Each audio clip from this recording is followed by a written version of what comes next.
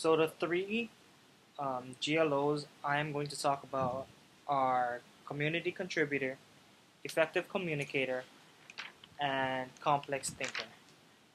And the reason why I believe that my high school focused on complex thinker was because in my math class, we had to our final project for geometry was to create a kite, and we had to use the textbook's definition of what a kite is, and I believe it was something about two equal sides for the top portion and two equal sides for the bottom portion, something like that.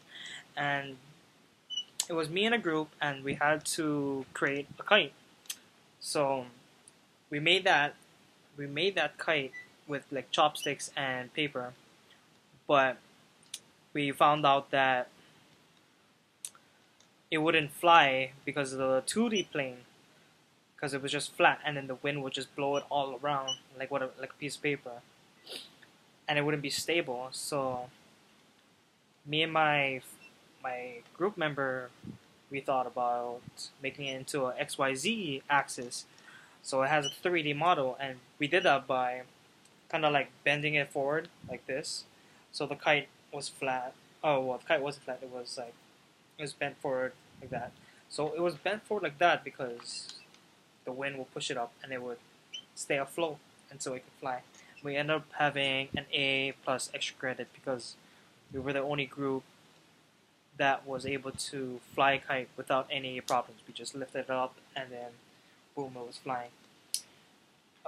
Community contributor, and I know my high school, pushed that forward because of our motto. Our motto was enter to learn, go forth to serve, and what that means is that the school is committed to equip all of their students the necessity to help others. And another way they would push that GLO was by enforcing it to graduate. So we had to have community service hours in order to graduate. And some of the projects I had to do was I had to clean the school with no, I have to wash and scrub the school. I had to scrub the floors and I had to scrub the walls. There we go. Another project we did was planting hibiscus flowers at school, and it was like alongside the fence, and it was passing the H1. So when drivers pass our school, they would see the hibiscus flower and our school. And the last project I remember doing was cleaning up Kalihi Valley, and what we did was we just picked up weeds and we just cleared the pathway for other projects for them to. I really don't know what they did though, but I know that we cleaned it up. We had to go like deep within the valley to clean up. Yeah, to pull out weeds and stuff. And the last GLO is effective communicator, and and I know my school pushed this because I was in a drama organization, T-shirt theater, and we had to find ways, or we had to create skits uh, with a clear lesson for the audience to understand. And another way how we showed that GLO, the effective communicator GLO, was by socializing with the other cast members, so they understand what we are doing with the skit. Because having a confused cast member is like the worst thing, because we have to like constantly tell him what to do, and if he doesn't get it, then we're gonna even have a harder time, which would be more time consuming.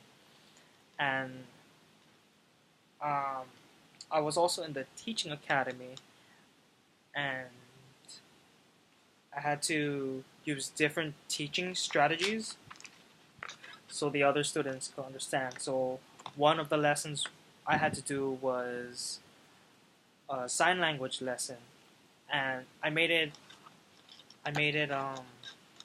what was it? I incorporated the sign language lesson to the lesson they're currently doing, which was about sea animals. So I just did a bunch of sign languages with that had sea animals. So like one of them was like sea urchin. So it would be like this, and then I would show the students, and they would copy. And I also had to make an induction.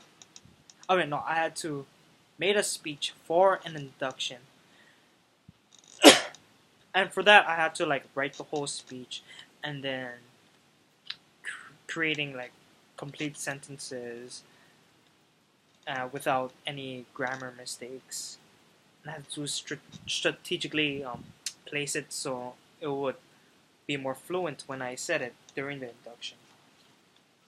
Okay, and then how I use my GLOs every day. I'm going to be talking about community contributor. And when I think about community contributor, I think of the workforce. And what I do for a living is that I'm a PPT at Kalihikai. So what I do is that I reshape my student to become better, and I provide academic aid for them. I also do janitorial service with my mom. It's her company. And what I do is that I just clean for establishments to make them run more efficient. Like, I clean at the Ko'olau Theater in Kanyohe, and I clean at a pet clinic in town.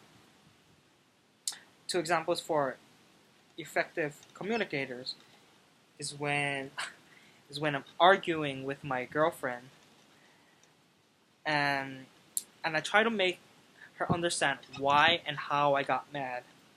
So we talk it through, and we end up having a stronger relationship. I made it sound clean, but it's actually a messy process. We would argue back and forth. She's listening to me right now.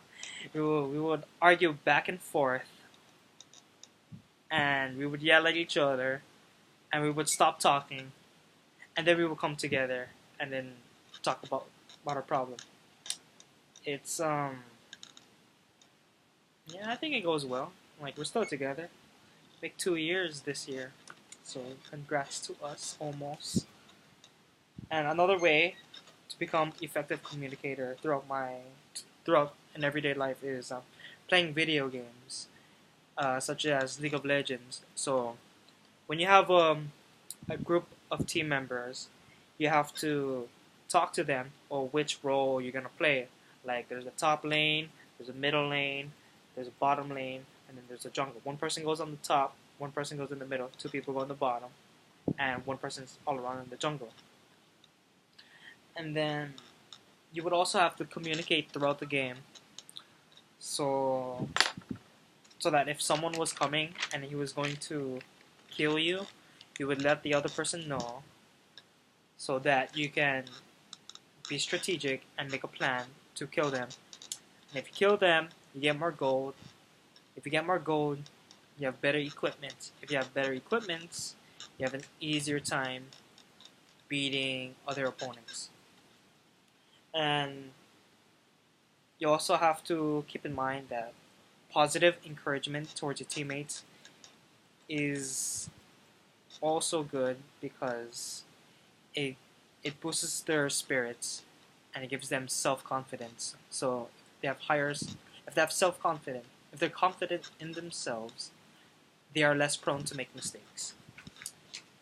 And for complex thinker, for this one, I had to, first time I installed a doorknob. I didn't know what I was doing.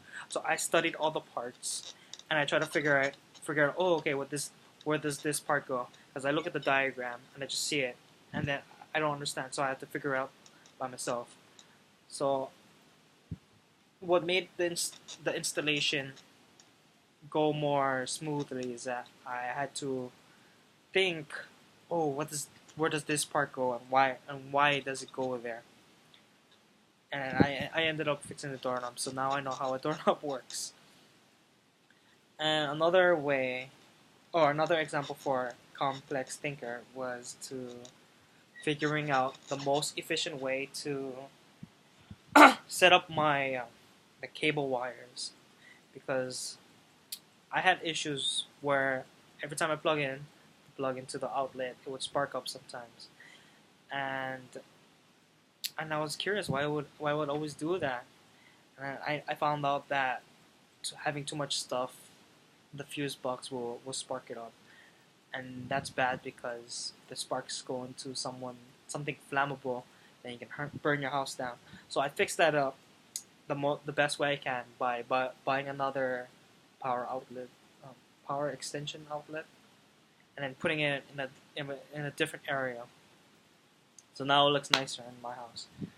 Okay, and switching my focus to personal values, the three personal values I'm going to talk about are family connections, higher education, and eating. Family connections are important because you need someone you can trust or you can talk to take care of you, physically or emotionally. And you just need someone to help you through the tough times, like finance, or you just need someone to talk to. And for me, why I value I got my water. Why I value family so much is because I have a strong urge to protect them. And what I do is that I would help them if they need help with their homework, and I try to sacrifice all of my time to um, to make us financially stable by working so much. Like I work in the morning to the afternoon.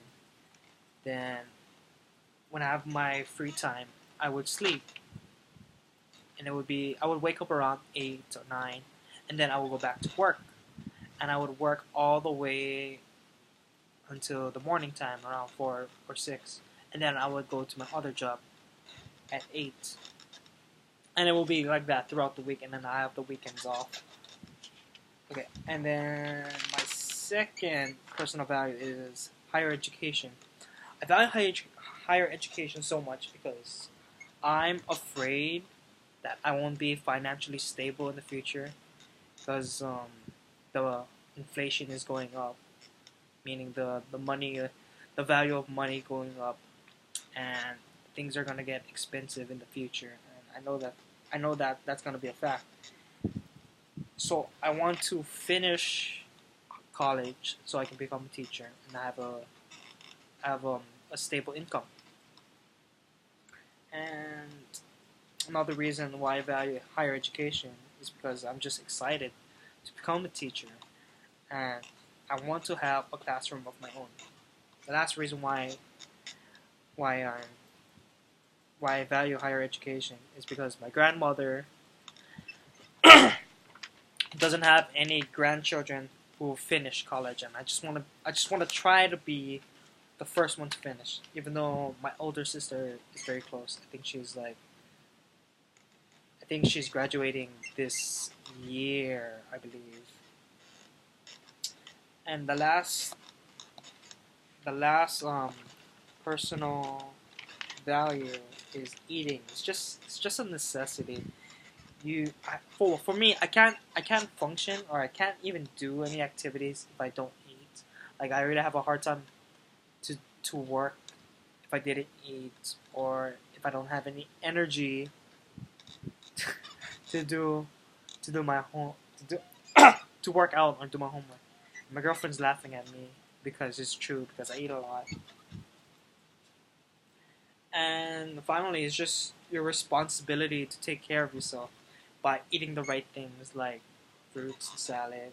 For me, I try to take my vitamins, and I try to lay off the fast food, lay off the deep fried stuff, try to cook more grilled and boiled stuff instead of pan fried. Okay. And the last thing I'm going to talk about is the student situation, and the two values I'm going to choose are higher education and eating. So, a student could be, at the moment, probably junior or senior high school, and then they decide, hey, I want to go to college.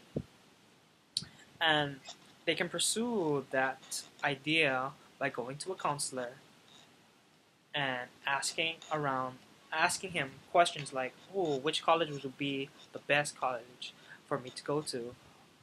And he could ask where to get an application. He also can ask, oh, what type of, or he could ask help to do his financial aid, because paying for college is also important. And for eating, if a student forgot to eat breakfast at home, they could always eat breakfast or lunch at the cafeteria. And if they're still hungry throughout the day, they could eat during the passing, from one class to another. They can eat like a protein bar during those times. Okay, thank you for listening again. It's kind of lengthy, but thanks.